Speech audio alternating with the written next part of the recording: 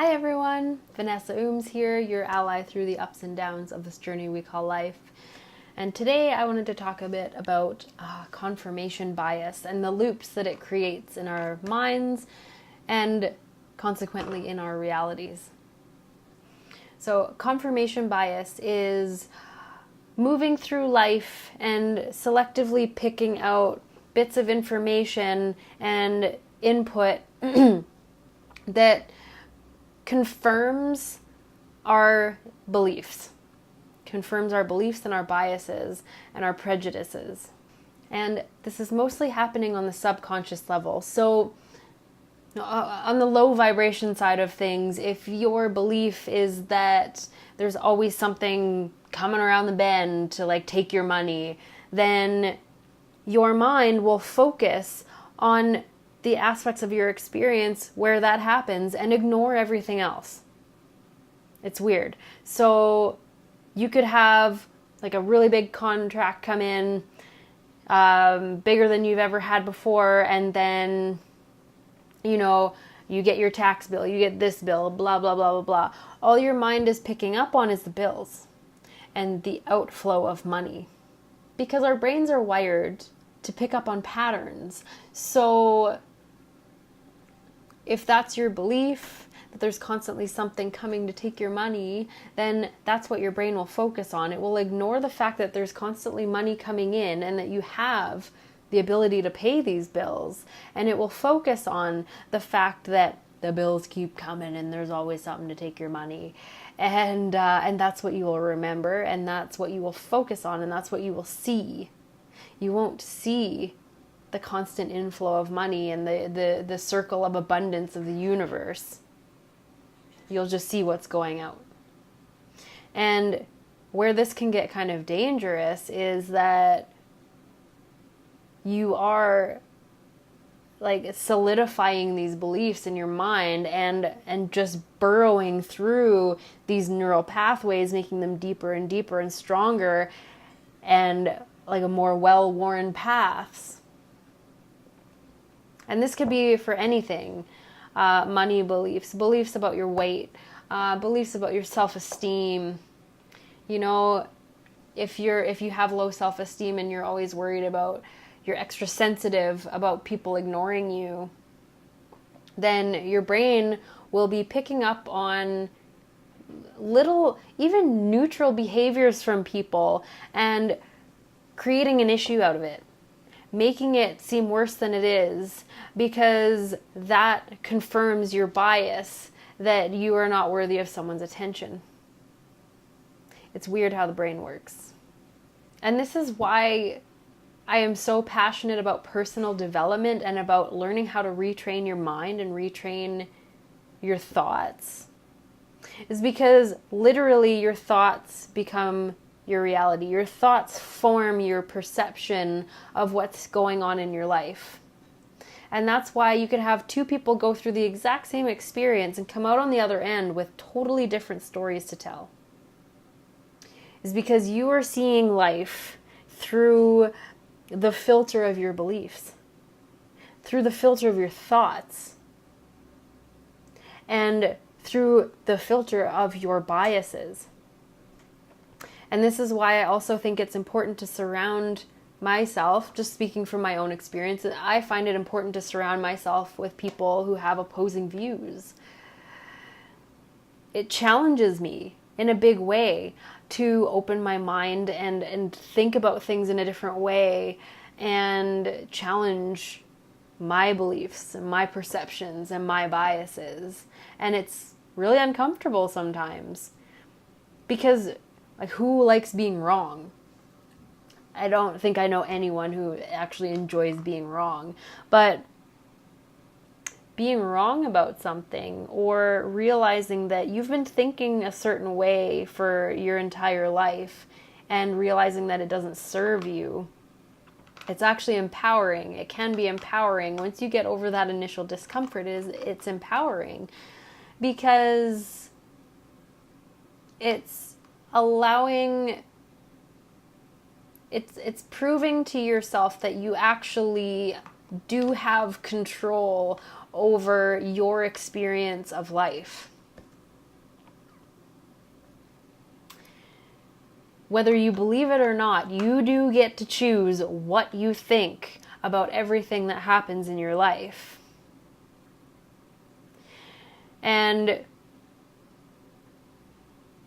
even if you're going through challenges, you get to choose the level of reaction that you have to your circumstances.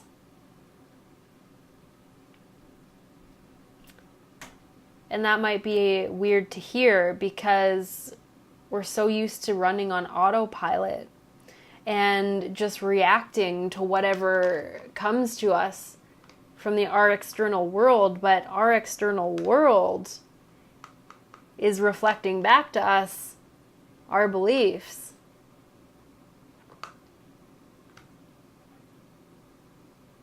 So this can also work on the other side of things. And this is why, again, I'm so passionate about retraining the mind, is because then you can start to use the confirmation bias to your benefit. So, and this takes awareness of what triggers you and what elicits a reaction in you. Because initially, when you're presented with facts that disconfirm your beliefs, your mind goes into fight or flight mode. Just like, nope, my identity is based on these beliefs, and this is kind of messing with that, with my beliefs and my identity, so no, we're in danger.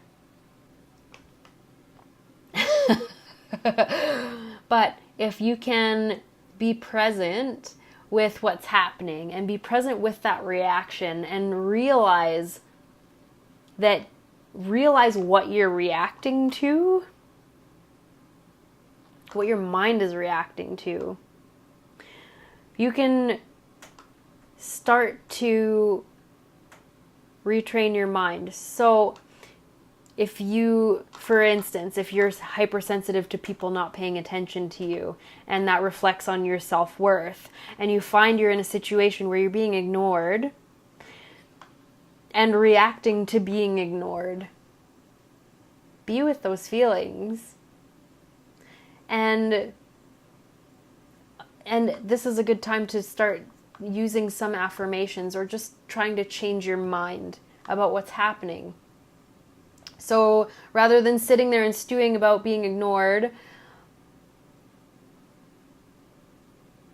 try to see things from the other person's perspective. Maybe their behavior has nothing to do with you. Maybe they're not ignoring you at all, but focused on what is in front of them, focused on something else, focused on their own mind stuff, because we're all the center of our own play in our mind. Maybe it has nothing to do with you.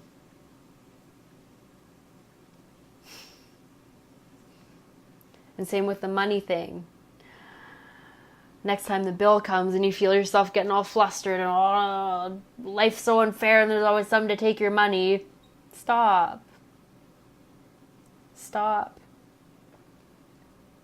Sit there with your feelings and choose to shift your focus and your perspective. Shift your focus and your perspective onto the fact that money still comes in. To the fact that you still have food in the fridge. To the fact that you're watching this on a screen with some internet connection somewhere. Money had to go out to pay for these things that enhance your quality of life. And you would be amazed at how this shift in perspective actually starts to change your whole experience of life. Slowly but surely. I know we all want like instant gratification, but lasting change takes consistency and persistence. And if you want to have a different experience of life, you will have to put some work in. You will have to put in some work on yourself and your mind.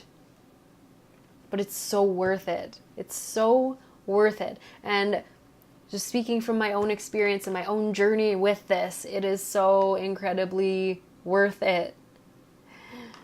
Because, guys, I'm at a place now where things that used to get me all worked up in a tizzy don't have much of an effect on me anymore.